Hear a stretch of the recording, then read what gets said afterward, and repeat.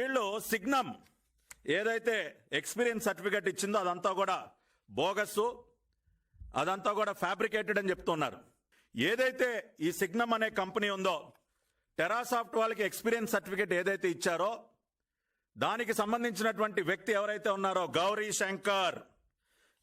శంకర్ అనే వ్యక్తిని అడ్డం పెట్టుకుని వీళ్ళు ఆడినటువంటి కుట్ర ఏదైతే ఉందో ఇవాళ నేను రాష్ట్ర ప్రజల ముందు ఉంచుతున్నాను. దానికి ఈ రాష్ట్ర ముఖ్యమంత్రి గౌతమ్ రెడ్డి గాని ఇంకెవరైనా కూడా సమాధానం చెప్పాలి.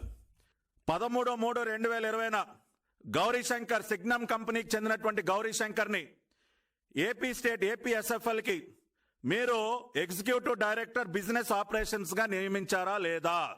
జీవో నంబర్ 66 13/3/2020 ప్రత్యేకంగా ఒక జీవో విడుదల చేసి సిగ్నమ్ కంపెనీ, మీరు ఏ కంపెనీ సర్టిఫికెట్ అయితే తప్పుపడుతున్నారో, సిగ్నమ్ కంపెనీ వాళ్ళు టెరాసాఫ్ట్ అనే కంపెనీకి ఇచ్చినటువంటి ఎక్స్పీరియన్స్ సర్టిఫికెట్ కరెక్ట్ కాదు అని చెప్తున్నారో, అదే కంపెనీకి చెందినటువంటి వ్యక్తి అయినటువంటి గౌరీశంకర్ ని ఏరి కోరి మీరు ఏపీఎస్ఎఫ్ఎల్ కి ఎగ్జిక్యూటివ్ డైరెక్టర్ గా ఎందుకు నియమించారు జగన్మోహన్ రెడ్డి గారు? దీనికి సమాధానం చెప్పండి. ఇంకా వేరే ఎవరు దొరకలేదా మీకు దేశంలో? ఏ కుట్రపూరితంగా, ఏ కుట్రలో భాగంగా ఈ నియామకం జరిగింది? ఈ జీవో ఎందుకు విడుదల చేశారు అంటే ఈ గౌరీశంకర్ అనే వ్యక్తిని అడ్డం పెట్టుకుని ఏపీ ఫైబర్ నెట్ పైన బురద జల్లే కార్యక్రమానికి శ్రీకారం చుట్టారా మీరు? ఈ నియామకం జరిగిన తర్వాత అనేక దినపత్రికల్లో ఎవరైతే ఈ గౌరీశంకర్ ఉన్నాడో ఈయన అపాయింట్మెంట్ సంబంధించి సబ్మిట్ చేసినటువంటి ఎడ్యుకేషన్ క్వాలిఫికేషన్ సర్టిఫికేట్స్ ఏవైతే ఉన్నాయో ఇవాళ ఈ పకోడీ పేపర్లో కూడా పెద్ద పెద్ద అక్షరాలతో రాశారు. ఈ సర్టిఫికేట్ కోసం వేమూరి నన్ను బెదిరించారు. ఈ గౌరీశంకర్ అనే వ్యక్తిని మరి ఆ రోజున మా ప్రభుత్వంలో సలహాదారుగా ఉన్నటువంటి వేమూరి హరిప్రసాద్ గారు బెదిరించినట్టు, ఆయన బెదిరింపులకి తలవంచి తాను ఎక్స్పీరియన్స్ సర్టిఫికేట్ ఇచ్చినట్టు ఆయన స్టేట్మెంట్ ని వాళ్ళ ఈ పకోడీ పేపర్, ఈ బులుగు మీడియాలో తాటకాయలంత అక్షరాలతో రాశారు. ఈ చిలక పలుకులన్నీ దేనికి పలికి ఎట్లా పలికిస్తున్నారంటే ఈ వ్యక్తిని ఒక కీలకమైనటువంటి పదవిలో కూర్చోబెడుతూ ఏపీఎస్ఎఫ్ఎల్ కి ఎగ్జిక్యూటివ్ డైరెక్టర్ గా కూర్చోబెట్టి అతనిని లోబర్చుకుని ఆ రకంగా చెప్పించారనడానికి ఇదే సాక్ష్యం. జీవో నెంబర్ 66 డేటెడ్ 13/3/2020 మీరు ఎందుకు ఈ గౌరీశంకర్ సిగ్నమ్ కంపెనీకి చెందినటువంటి గౌరీశంకర్ ని ఎందుకు మీరు ఎగ్జిక్యూటివ్ డైరెక్టర్ గా నియమించారో మీరు సమాధానం చెప్పండి. మీకు దేశంలో ఇంకెవరు దొరకలేదా? ఈయనకంటే ఇతనికంటే అనుభవం ఉన్నటువంటి వ్యక్తులు దొరకలేదా? ఏరుకోరి గౌరీశంకర్ ని మీరు ఎందుకు నియమించారు? ఇది కుట్రలో భాగంగా చేసినటువంటి విషయం కాదా అని సూటిగా అడుగుతున్నాయి వాళ్ళ ఈ రాష్ట్ర ప్రభుత్వాన్ని. నిన్న ఏపీ ఫైబర్ నెట్ చైర్మన్ గారు గౌతమ్ రెడ్డి గారు మీడియా ముందుకొచ్చి మాట్లాడతారు. పాపం ఆయన చాలా కష్టపడ్డాడు సార్.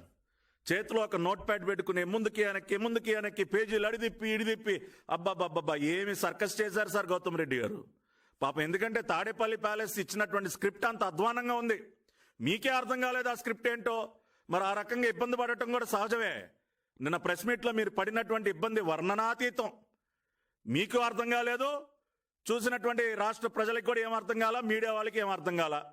సరే, ఈ విధంగా పరిస్థితి ఉంటే గతంలో మరి ఈ పకోడీ పేపర్, ఈ దిక్కుమాలిన అవినీతి బురద పత్రిక, ఈ పకోడీ పేపర్, ఈ బులుగు మీడియా వీళ్ళు రాసినటువంటి తప్పుడు రాతలు 1500 కోట్ల fiber fraud 19 September 2020 pakodi paper, ఈ బులుగు మీడియాలో వచ్చినటువంటి హెడ్లైన్ 1500 కోట్ల fiber fraud 19 September 2020.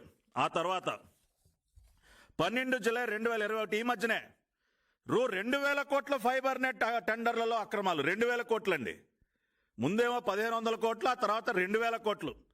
July 12, 2021 Chandranna గోల్మాల్పై CBI కన్ను.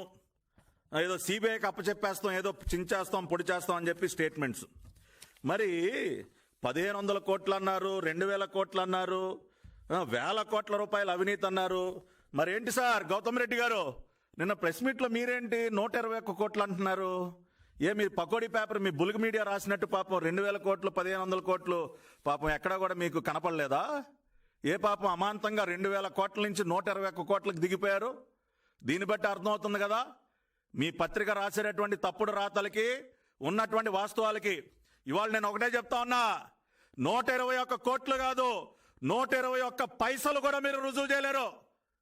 మిస్టర్ జగన్మోహన్ రెడ్డి, ఈ రాష్ట్ర ముఖ్యమంత్రికి చెప్తా ఉన్నా, 121 పైసలు కూడా నువ్వు రుజువు చేయలేవయ్యా. వేల కోట్లు అని చెప్పి చేతిలో ఒక దిక్కుమాలిన పేపర్ ఉంది కదా అని చెప్పి తప్పుడు రాతలు రాయించావు. ఏమైపోయిందా నీ 1500 కోట్లు? రాసావు కదా నీ పకోడీ పేపర్లో, నీ బులుగు మీడియాలో. ఏమైపోయింది నీ 2000 కోట్లు? ఏమైపోయింది నీ సిబిఐ ఎంక్వైరీ? ఇవాళ చేతిలో ఒక సిఐడి అనేటటువంటి ఒక credibility insolvent department, crime investigation department కాదు, క్రెడిబిలిటీ ఇన్సాల్వెంట్ డిపార్ట్మెంట్. అంటే క్రెడిబిలిటీ లేనటువంటి ఒక డిపార్ట్మెంట్ చేతిలో పెట్టుకుని తప్పుడు ఎఫ్ఐఆర్లు పుట్టించి ఇటువంటి తప్పుడు రాతలు రాయించావా? కాబట్టి వాళ్ళు ఒకటే ఈ రాష్ట్ర ముఖ్యమంత్రికి, రాష్ట్ర ప్రభుత్వానికి ఛాలెంజ్ చేస్తున్నా, మీరు ఎన్ని రకాలైనటువంటి తప్పుడు ఆరోపణలతో, ఎన్ని రకాలైనటువంటి తప్పుడు ఎఫ్ఐఆర్లు మీరు నమోదు చేసినా వాస్తవాలతో మేము ప్రజల ముందుకు వస్తాం. వీటన్నిటినీ కూడా ధైర్యంగా ఎదుర్కొంటాం. మీరు చేస్తున్నటువంటి కుట్రలను కూడా భగ్నం చేస్తాం. ఇవాళ నేను సూటిగా ఈ రాష్ట్ర ప్రభుత్వాన్ని ఒకటే అడుగుతున్నా, మీరు ఏ గౌరీ శంకర్ గురించి అయితే పదే పదే మాట్లాడుతూ ఉన్నారో ఆ గౌరీ శంకర్ని ఏపీఎస్ఎఫ్ఎల్లో ఎగ్జిక్యూటివ్ డైరెక్టర్గా మీరు ఎందుకు నియమించారు?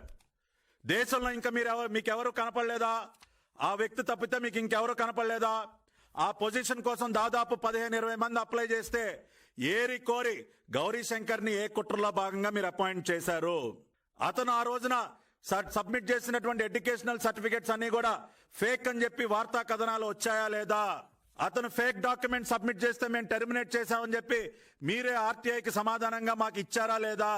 మరి అటువంటి ఒక ఫేక్ పర్సన్ ని వాళ్ళ ముందుకు తీసుకొచ్చి మీరే అతను ఫేక్ డాక్యుమెంట్ సబ్మిట్ చేశారని మీరే అంటారు. ఫేక్ డాక్యుమెంట్స్ చేసి సబ్మిట్ చేసి మమ్మల్ని చీట్ చేశాడని మీరే చెప్తారు.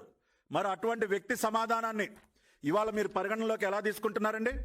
ఇవాళ అటువంటి వ్యక్తి ఇస్తున్నటువంటి స్టేట్మెంట్ని మళ్ళీ మీరు ఇవాళ మీ పత్రికల్లో ప్రధాన శీర్షికగా ఏ రకంగా వేస్తారో మీరు రాష్ట్ర ప్రజలకి సమాధానం చెప్పండి జగన్మోహన్ రెడ్డి గారు. కాబట్టి ఇవాళ నేను చివరిగా ఒకటే చెప్తున్నా, ఎవరైతే ఈ ఖైదీ నంబర్ 6093 ఉన్నాడో, ఈ 6093కి చెప్తున్నా, నువ్వు ఎన్ని కలలు కన్నా, నువ్వు ఎన్ని రకాలుగా కుట్రలు పన్నినా మచ్చలేనటువంటి నాయకుడు మా నాయకుడు నారా చంద్రబాబు నాయుడు గారి పైన నువ్వు ఎప్పటికీ కూడా చిన్న మచ్చ కూడా అంటించలేవు మిస్టర్ జగన్ రెడ్డి. నీకేదో ఒక ఖైదీ నంబర్ 6093 వచ్చింది కదా, నువ్వు 16 నెలలు జైల్లో చెప్పకూడి తిన్నావు కదా అని చెప్పి నువ్వు ప్రతి ఒక్కరిని కూడా ఏదో ఒక రకంగా ప్రతి ఒక్కరికి ఒక నెంబర్ తగిలించాలని చెప్పి నువ్వు ఎంత ప్రయత్నం చేసినా ఇవాళ వాస్తవాలన్నీ కూడా వాటికి విరుద్ధంగా ఉన్నాయి.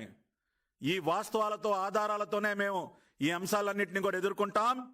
ఇవాళ నువ్వు చేసినటువంటి కుట్ర ప్రతి ఒక్కదాన్ని, ఏపీ ఫైబర్ నెట్కి సంబంధించి ప్రతి ఒక్క కుట్రని కూడా భగ్నం చేస్తాం. దీని వెనక ఎవరెవరు ఉన్నారో వాళ్ళ పేర్లన్నీ కూడా ఇంకా కూడా బయట పెడతాం. అనేక మీడియాలో ఇతను సబ్మిట్ చేసినటువంటి డిగ్రీ క్వాలిఫికేషన్ సర్టిఫికెట్స్ అన్ని కూడా ఫేక్, ఇతనికి ఎటువంటి విద్యార్హతలు లేవు అని చెప్పి అనేక దినపత్రికల్లో పెద్ద ఎత్తున వార్తలు వచ్చేసరికి APSFL ED dismissed for submitting fake document, times of ఇండియాలో వచ్చినటువంటి వార్త. ఇది నిజం కాదా? ఏపీఎస్ఎఫ్ఎల్ ఈడీ ఎగ్జిక్యూటివ్ డైరెక్టర్గా ఉన్నటువంటి Gauri Shankar fake documents submit చేశాడని చెప్పి ఆ రోజున మరి టైమ్స్ ఆఫ్ ఇండియా వంటి జాతీయ దినపత్రికలో వచ్చినటువంటి వార్తలు నిజం కాదా?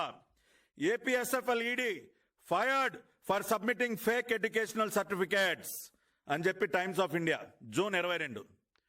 వీటికి ఏం సమాధానం చెప్తారు? ఇవన్నీ కూడా వచ్చిన తర్వాత ఆర్టీఐ ద్వారా కూడా సమాచారం తెప్పిస్తే Andhra Pradesh state fibre net limited వాళ్ళు ఇచ్చినటువంటి ఆర్టీఐ సమాధానం, సమాచార హక్కు చట్టం ద్వారా మేము అడిగినటువంటి ప్రశ్నకి ఇచ్చినటువంటి సమాధానం కూడా ఇవాళ మీడియా ద్వారా రాష్ట్ర ప్రజల ముందు ఉంచుతూ ఉన్నాం. ఏ గౌరీ శంకర్ గురించి అయితే ఇవాళ పదే పదే మాట్లాడుతూ ఉన్నారో, ఏ గౌరీ శంకర్ ఇచ్చినటువంటి స్టేట్మెంట్స్ ఆధారంగా ఇవాళ ఈ ప్రాజెక్టు పైన బురద జల్లే ప్రయత్నం చేస్తూ ఉన్నారో ఆ గౌరీ శంకర్ని ఏరి కోరి APSFL AP state fibre net limited కి ఎగ్జిక్యూటివ్ గా డైరెక్టర్ గా నియమిస్తూ జీవోలు ఇచ్చి ఆ తర్వాత ఎప్పుడైతే అతను సబ్మిట్ చేసినటువంటి డాక్యుమెంట్స్ అన్ని కూడా ఫేక్ అని రుజువైన తర్వాత అతన్ని మీరే తొలగించారా లేదా? ఆర్టీఐ ద్వారా మేము అడిగినటువంటి ప్రశ్నకు కూడా సమాధానం ఇచ్చారు 13/8/2021. రీసెంట్ గా ఆగస్టు 13వ తేదీన మీరు ఇచ్చినటువంటి ఆర్టీఐ జవాబు, దానిలో చాలా స్పష్టంగా he was removed on the grounds of submission of fake educational qualification certificates అని మీ ప్రభుత్వం డిపార్ట్మెంట్ ఏపీఎస్ఎఫ్ఎల్ సమాచార హక్కు చట్టం ద్వారా మాకు ఇచ్చినటువంటి సమాధానాన్ని వాళ్ళ రాష్ట్ర ప్రజల ముందు ఉంచుతున్నా.